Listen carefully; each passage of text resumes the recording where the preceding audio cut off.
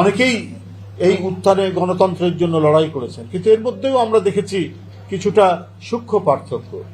আপনারা লক্ষ্য করবেন, গণতান্ত্রিক সংগ্রামে ছিলেন, কিন্তু তাদেরকে মনে হচ্ছে তারা আরেকটি সংস্কৃতি আমদানি করে কাউন্টার করতে চান পার্শ্ববর্তী দেশের ভারতে। যে বিএনপি বাংলাদেশের যে মৃত্তিকা, পলিমাটি এবং লাল মাটির সৌরভের যে মৃত্তিকা, এই মৃত্তিকা মিশ্রিত যে আমাদের রাজনৈতিক ফিলোসফি, আমাদের সংস্কৃতির ভিত্তি, সেটাকেই সে চর্চা করে এবং এগুলো মানুষ আস্তে আস্তে আরো জানবে।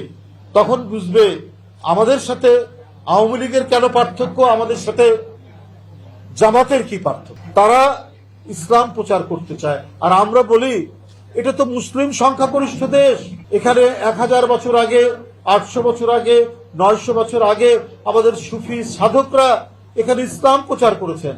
হযরত শাহজালাল শুয়ে আছেন সিলেটে, হযরত শাহ মখদুম শুয়ে আছেন রাজশাহীতে, হযরত শাহ সুলতান আছেন বগুড়ায়, খান জাহান আলী আছেন খুলনায়।